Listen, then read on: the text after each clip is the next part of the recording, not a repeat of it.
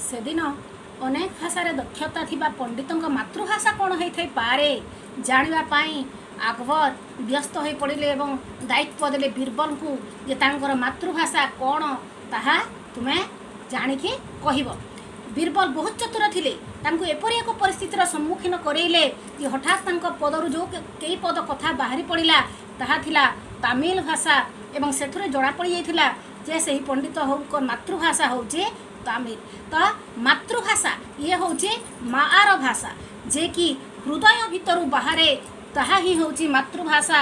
सही मातृभाषा को नहीं आजिर प्रबंध मातृभाषा और लोकशिक्षा प्राबंधिक गोलोक बिहारी धल 1921 मसीह ढेंकानाल जिल्लार गंजेडीह नामक ग्राम जन्मग्रहण करथिले। भाषा विज्ञानी अटंती अनेक किछि से लिखि जाइछंती। भाषा विज्ञानी प्राबंधिक अनुवादक भ्रमण साहित्य रचयिता शिशु साहित्य लेखक भाव से सुपरिचित। तांकर जो लेखागुड़िक सब रही सेगुड़िक भितर मनीषर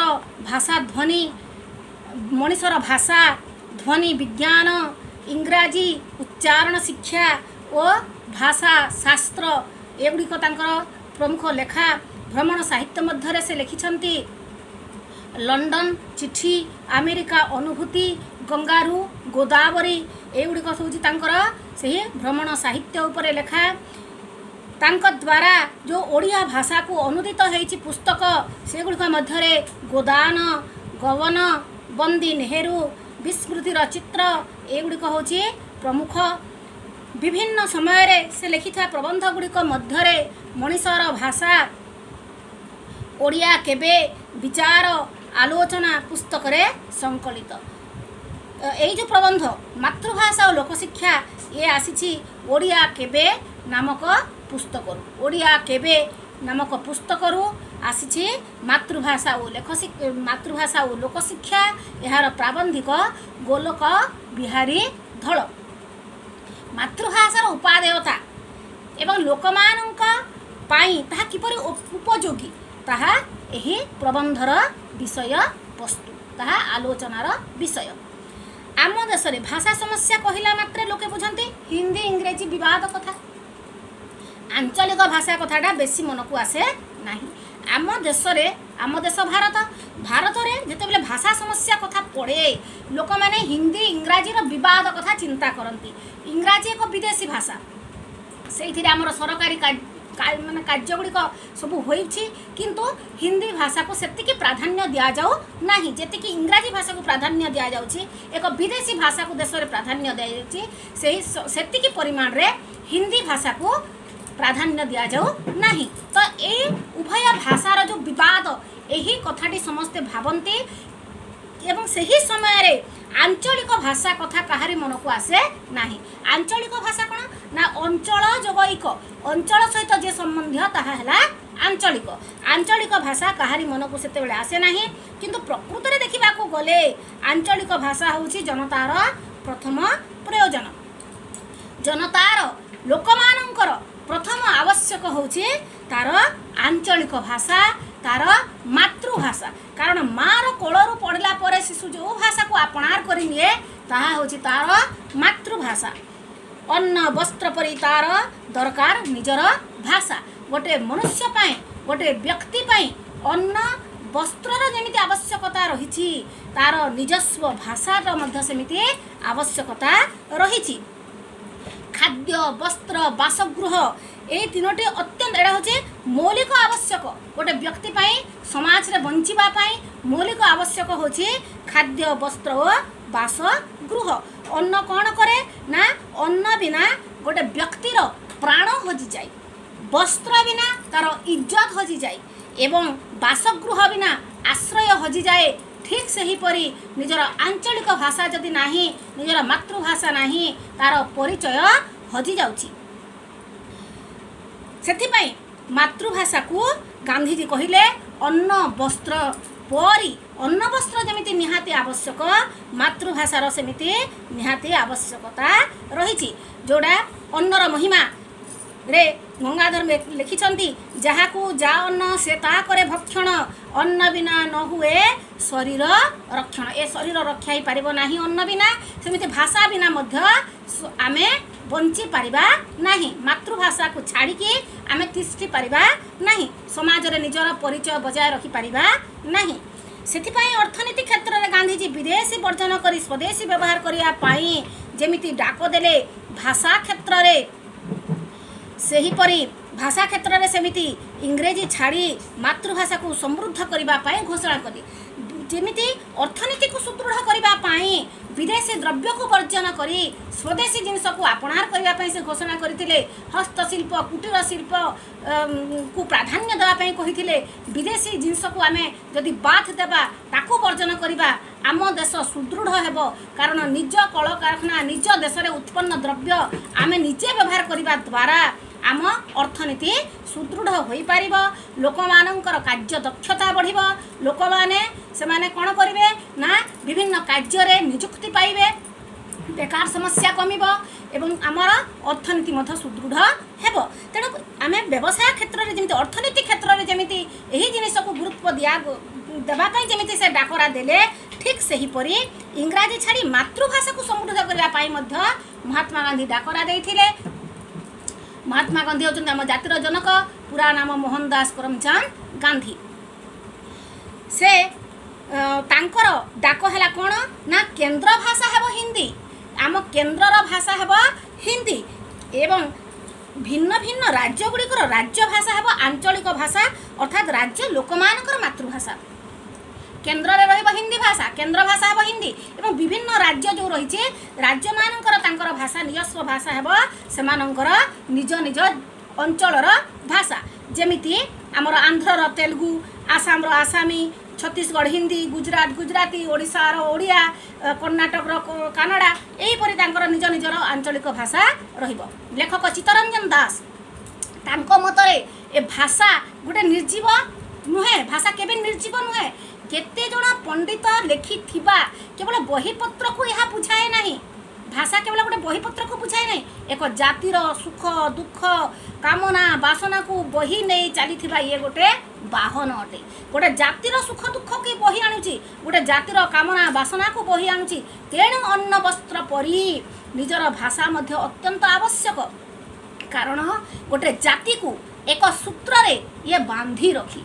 चित्तरंजन दास लेखक से मध्य एही भली मत तांकर देइछंती।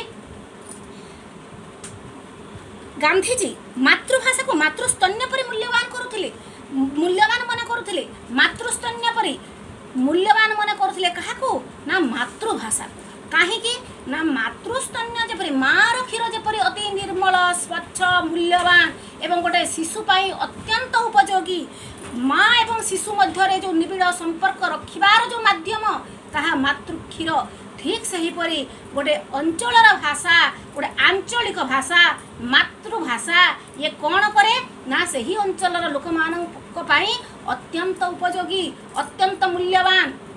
सही अंचल एवं सही व्यक्ति मध्य रे ये जोगसूत्र सृष्टि करे, निबिड़ संपर्क सृष्टि करि थाई। तेणु मातृभाषा को मार स्तन्य परि से मने करुथिले। तांको दृष्टि रे जो लोकर मातृभाषा प्रति ममता नहीं ताकू केबे देशभक्त कहा जाई पारिबो नाही। यदि मातृभाषा प्रति से उदासीन रहिला, मातृभाषा को आपणार करि पारिला नाही, मातृभाषा को से स्पृहा करिला नाही, मातृभाषा को से निजर अंतर रे स्थान दे पारिला नाही, ताहेले से केबे देशभक्त हो पारिबो नाही। सेथिपाई से गाई उठिथिले जे मातृभूमि मातृभाषा रे ममता जा हृदय जनमी नाही, ताकू जदि ज्ञानी गणरे गणिबा अज्ञान रहिबे काहे।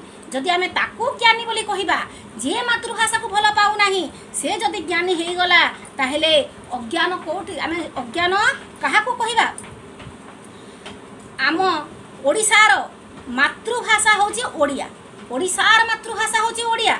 ओडिया भाषा रे लेखा जाइथिबा जेतिकी हमर लेखा सब ग्रंथ गुड़िक रही साहित्य कृति तथा जो निजर भाषा संबंध रे मध्य अनेकंकर ज्ञान नाही। एपरी लोक अछंती जे भंज साहित्य उपेन्द्र कवि सम्राट उपेन्द्र भंजଙ୍କ साहित्य बुझिबार क्षमता तांकर नाही। एपरी लोक अछंती ना गोपाल कृष्णଙ୍କ भली ଛନ୍ଦବଦ୍ଧ କବିତା ସେମାନେ ଲେଖିବାର କ୍ଷମତା ନାହିଁ। ଏପରି ବ୍ୟକ୍ତି ଅଛନ୍ତି କବି ସୂର୍ଯ୍ୟ ବଳଦେବ ରଥଙ୍କର ଚମ୍ପୁ, ତାକୁ ଅର୍ଥ କରିବାର କ୍ଷମତା ତାଙ୍କର ନାହିଁ। ଏବଂ ରାଧାନାଥ ରାୟଙ୍କ ଯେଉଁ ମହାଯାତ୍ରା କାବ୍ୟ ତାର ଶୈଳୀ ବୁଝିବାର କ୍ଷମତା ମଧ୍ୟ ସେମାନଙ୍କର ନାହିଁ। ତାହେଲେ ଯଦି ଆମେ ଓଡ଼ିଶାରେ ଜନ୍ମ ହୋଇ ଗୋଟେ ଲୋକ ନିଜ ଦେଶରେ ଜନ୍ମ ହେଉଛି, ନିଜ ଦେଶରେ ନିଜ ଅଞ୍ଚଳରେ ଲେଖି ଯାଇଥିବା କବି ଲେଖକମାନଙ୍କର କାବ୍ୟ ପୁରାଣ ଗ୍ରନ୍ଥ ଯଦି ସେ ପଢ଼ିକି ବୁଝିପାରୁନାହିଁ, ବୁଝିବାର ଦକ୍ଷତା ଯଦି ତାର ନାହିଁ, ତାହେଲେ ନିଶ୍ଚିତ ଭାବରେ ସେ ନିଜ ମାତୃଭାଷା ପ୍ରତି ଉଦାସୀନ ଅଛି। ତେଣୁ ଯେ ନିଜ ମାତୃଭାଷାକୁ ଜାଣିପାରିଲା ନାହିଁ, ଚିହ୍ନି ପାରିଲା ନାହିଁ, ବୁଝିପାରିଲା ନାହିଁ, ସେ କେବେ ଦେଶଭକ୍ତ ହୋଇପାରେ ନାହିଁ ବୋଲି ଏଠାରେ ଉଲ୍ଲେଖ କରାଯାଇଛି। ଗଙ୍ଗାଧର ମେହେର ସେଥିପାଇଁ ସେ ଲେଖିଲେ ଯେ ମାତୃଭୂମି ମାତୃଭାଷାରେ ମମତା ଯା ହୃଦୟ ଜନମି ନାହିଁ, ତାକୁ ଯଦି ଜ୍ଞାନୀ ଗଣରେ ଗଣିବା ଅଜ୍ଞାନ ରହିବେ କାହିଁ। କିନ୍ତୁ ଇଂରେଜୀ ଭାଷା ପ୍ରଭାବରେ ଆମ ଦେଶରେ ଭାଷା ପରିସ୍ଥିତି ଏମିତି ହେଲା ଯେ ଇଂରେଜୀ ଭାଷାର ବହୁଳ ପ୍ରଚାର ପ୍ରସାର ହେଲା। ତେଣୁ ଏପରି ପରିସ୍ଥିତି ସୃଷ୍ଟି ହେଲା ନିଜ ଦେଶରେ ଯେ ମାତୃଭାଷା ନ ଜାଣି ମଧ୍ୟ ଲୋକେ ହେଲେ ଜ୍ଞାନୀ, ଯାହାର ମାତୃଭାଷା ପ୍ରତି ଜ୍ଞାନ ନାହିଁ ସେ ମଧ୍ୟ ଜ୍ଞାନୀ ପଦବାଚ୍ୟ ହେଲା। ତେଣୁ କବି ପୁଣି ଲେଖିଲେ, କ'ଣ ଲେଖିଲେ ଉଦ୍ବୋଧନ କବିତାରେ ଯେ ଯା ଭାଷା ଦୁର୍ବଳା କାହିଁ ତାର ଜ୍ଞାନ, କାହିଁ ତାର ରାଜ ଦୁଆରେ ସମ୍ମାନ। ଯାହାର ମାତୃଭାଷା ପ୍ରତି ଜ୍ଞାନ ନାହିଁ ତା ରାଜଦ୍ୱାରରେ ସମ୍ମାନ କିପରି ଆସିବ। ଉଚ୍ଚ ହେବା ପାଇଁ କର ଯେବେ ଆଶା, ଉଚ୍ଚ କର ଆଗେ ନିଜ ମାତୃଭାଷା। ଯଦି ଉଚ୍ଚ ହେବା ପାଇଁ ଚାହୁଁଛ, ଜ୍ଞାନୀ ପଦବାଚ୍ୟ ହେବା ପାଇଁ ଚାହୁଁଛ, ତାହେଲେ ନିଜେ ଆଗର ନିଜର ମାତୃଭାଷାକୁ ଉଚ୍ଚ କର। ନାହିଁ ଯେବେ ହୃଦୟ ଉଚ୍ଚ ଅଭିଳାଷ, ତାଚ୍ଛଲ୍ୟ କରି କହିଲେ ଯଦି ମନରେ ଉଚ୍ଚ ଅଭିଳାଷ ଇଚ୍ଛା ନାହିଁ, କର କର ଆମୋଦର ପଳଙ୍କେ ବିଳାସ। ଯା ଭାଷା ଦୁର୍ବଳା ସେ ନିଶ୍ଚୟ ଅଧମ, କାହିଁ ହେବ ଆନେ ପ୍ରତିଯୋଗୀକ୍ଷମ। ଯାହାର ଭାଷା ଦୁର୍ବଳ ସେ ନିଶ୍ଚିତ ଭାବରେ ଅଧମ ଅଟେ, ମୂର୍ଖ ଅଟେ, ସେ କାହାରି ସହିତ ସମକକ୍ଷ ହୋଇପାରିବ ନାହିଁ। ଏହିପରି ସେ ତାଙ୍କର ଲେଖା ମାଧ୍ୟମରେ ଅନେକଙ୍କୁ ଉଦ୍ବୋଧନ ଦେଇଛନ୍ତି। ଉଦ୍ବୋଧନ କବିତାରେ ଏଇଟା ଲେଖିଛନ୍ତି, ପାଠକ ପାଠିକା ଯିଏ ପଢ଼ିବ ସେ ତା ଭିତରେ ମାତୃଭାଷା ପ୍ରତି ଜାଗ୍ରତ ସୃଷ୍ଟି ହେବ। ଏହି ଜ୍ଞାନୀ ଲୋକମାନଙ୍କର ମାତୃଭାଷା ଅବହେଳା ଜାତି ପକ୍ଷରେ ଘୋର ଦୁର୍ଭାଗ୍ୟର କାରଣ। ତ ମାତୃଭାଷା ପ୍ରତି ଯେଉଁ ଅବହେଳା ଇଏ ହିଁ ହେଉଛି ଦୁର୍ଭାଗ୍ୟର କାରଣ। ଦୁର୍ଭାଗ୍ୟର ବିପରୀତ ହେଲା ସୌଭାଗ୍ୟ। ଯେଉଁମାନେ ଜ୍ଞାନୀ ପଦସ୍ଥ ଉଚ୍ଚ ପଦସ୍ଥ କର୍ମଚାରୀ, ଯେଉଁମାନେ ଜ୍ଞାନୀ ଉଚ୍ଚ ପଦସ୍ଥ କର୍ମଚାରୀ, ଯାହାଙ୍କ କଥାରେ ମୂଲ୍ୟ ଥିଲା, ଯେ ଯାହାଙ୍କୁ ଲୋକମାନେ ସମ୍ମାନ ଦେଉଥିଲେ, ଯାହାଙ୍କୁ ଗୁରୁତ୍ୱ ଦିଆଯାଉଥିଲା, ଯେଉଁମାନେ ସମାଜର ଆଗଧାଡ଼ିରେ ଥିଲେ, ସେମାନେ ମାତୃଭାଷା ପ୍ରତି ଉଦାସୀନ ହେବା ଫଳରେ ମାତୃଭାଷାର ଅଗ୍ରଗତି ସମ୍ଭବ ହେଲା ନାହିଁ। ଯାହାକୁ ଲୋକେ ଗୁରୁତ୍ୱ ଦେଉଛନ୍ତି, ଯାହା କଥାର ମୂଲ୍ୟ ଅଛି, ସେମାନେ ତ ମାତୃଭାଷାକୁ ନିଜର କରିପାରିଲେ ନାହିଁ। ତେଣୁକରି କ'ଣ ହେଲା ନା ମାତୃଭାଷାର ଅଗ୍ରଗତି ସମ୍ଭବ ହୋଇପାରିଲା ନାହିଁ, ଅସମ୍ଭବ ହେଲା। ଅସମ୍ଭବର ବିପରୀତ ସମ୍ଭବ ହେଲା ନାହିଁ। ଯେତେବେଳେ ଗାନ୍ଧୀଜୀ ବୁଝିପାରିଲେ କ'ଣ ନା ଇଂରାଜୀ ଭାଷା ଶାସନର ମାଧ୍ୟମ ହୋଇ ରହିଥିବା ଯାକେ ଆଞ୍ଚଳିକ ଭାଷାଗୁଡ଼ିକ କାହାରି ଦୃଷ୍ଟି ଫେରିବ ନାହିଁ। ଯେତେ ଦିନ ପର୍ଯ୍ୟନ୍ତ ଇଂରାଜୀ ଭାଷା ଏହାର ଆମର ମାଧ୍ୟମ ହୋଇକି ରହିଥିବ, ସେତେ ଦିନ ପର୍ଯ୍ୟନ୍ତ କାହାରି ଦୃଷ୍ଟି ଆଞ୍ଚଳିକ ଭାଷା ପ୍ରତି ଆସିବ ନାହିଁ। ସେ ଉଦାହରଣ ସ୍ୱରୂପ ନେଲେ ଯେ ଯେଉଁଠି ଗୋଟେ ବିରାଟ ବରଗଛ ଥିବ, ସେଠି ଛୋଟ ବରକୋଳି ଗଛ ଉଧେଇ ପାରିବ ନାହିଁ, ତିଷ୍ଠି ପାରିବ ନାହିଁ। ଝଙ୍କାଳିଆ ବରଗଛ ଯଦି ଅଛି, ସେଠି କ'ଣ ଛୋଟ ବରକୋଳି ଗଛ ସେ ତିଷ୍ଠି ପାରିବ କି? ଯେଉଁଠି ବଡ଼ ବିଜୁଳି ବତି ଅଛି, ସେଠି ଛୋଟ ଦୀପ ସେ ତାର ଯେଉଁ ଆଲୋକ ସେ ପ୍ରଦାନ କରିପାରିବ କି? କେବେ ମଧ୍ୟ ପାରିବ ନାହିଁ। କଲେ ମଧ୍ୟ ଲୋକମାନଙ୍କ ଦୃଷ୍ଟିରେ ସେ ଆସିବ ନାହିଁ। ସେହିପରି ଯେଉଁଠି ଇଂରାଜୀ ଭାଷା ରହିଲା, ବିରାଟ ଭାଷାକୁ ଯେଉଁମାନେ ନିଜ ଆପଣାର କରି ନେଇଛନ୍ତି, ଆଞ୍ଚଳିକ ଭାଷାକୁ ସେମାନେ ଦୃଷ୍ଟି ଦେଉଛନ୍ତି କି? ଏହିପରି ସେ ପ୍ରତ୍ୟେକ ବ୍ୟକ୍ତି କ୍ଷେତ୍ରରେ ଏହି ଜିନିଷଟି କାର୍ଯ୍ୟକାରୀ ହେଲା। ଛୋଟକୁ ରକ୍ଷା କରିବାକୁ ହେଲେ ବଡ଼କୁ ବାରଣ କରିବାକୁ ହେବ। ତେଣୁ ଗୋଟିଏ ଉପାୟ ଅଛି, କ'ଣ ନା ଯଦି ଆମେ ଛୋଟକୁ ରକ୍ଷା କରିବାକୁ ଚାହିଁବା, ଯଦି ବରକୋଳି ଗଛକୁ ରକ୍ଷା କରିବାକୁ ଚାହିଁବା, ଦୀପକୁ ରକ୍ଷା କରିବାକୁ ଚାହିଁବା, ଆମକୁ ବଡ଼କୁ କ'ଣ କରିବାକୁ ହେବ? ବାରଣ କରିବାକୁ ହେବ। ଠିକ୍ ବାଣିଜ୍ୟ ବ୍ୟବସାୟ କ୍ଷେତ୍ରରେ ଯେମିତି ହେଉଛି। ବାଣିଜ୍ୟ ବ୍ୟବସାୟ କ୍ଷେତ୍ରରେ କ'ଣ ହେଉଛି ନା କ୍ଷୁଦ୍ର ଶିଳ୍ପମାନଙ୍କୁ ବଞ୍ଚାଇବାକୁ ହେଲେ ବିଦେଶୀ ଆମଦାନୀକୁ ବାରଣ କରିବାକୁ ହେବ। ଯଦି ଆମ ଦେଶର ହସ୍ତଶିଳ୍ପ କୁଟୀର ଶିଳ୍ପକୁ ପ୍ରାଧାନ୍ୟ ଦେବା, ଛୋଟ ବ୍ୟବସାୟକୁ ପ୍ରାଧାନ୍ୟ ଦେବା, ଆମେ ବିଦେଶୀ ଜିନିଷ ବନ୍ଦ କରିବା, ବିଦେଶୀ ଜିନିଷକୁ ଆମେ ଆମଦାନୀ କରିବା ନାହିଁ। ଏହି ଦୃଷ୍ଟିରେ ବିଚାର କଲେ ଇସ୍ରାଏଲର ଆଧୁନିକ ହିବ୍ରୁ ଭାଷା ଏକ ପ୍ରକୃଷ୍ଟ ଉଦାହରଣ। ଏଥିପାଇଁ ଏକ ସୁନ୍ଦର ଉଦାହରଣ ଲେଖକ ଏଠି ଦେଇଛନ୍ତି। କାହାର ନା ହିବ୍ରୁ ଭାଷା।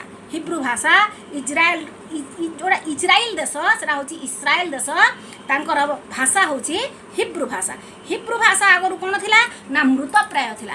मृत अवस्था से उठी आसिला कहीं से लोक जागरण सृष्टि है तांकर सेठी सबुठी घोषणा करागला जे लोक मैंने से राज्य भाषा परिणत है। मृत भाषा मृत प्राय थिला किंतु से राज्य भाषा परिणत है। सेठी समस्त को सचेतन करागला अन्य भाषा मान विरोध में प्रचार प्रसार करागला।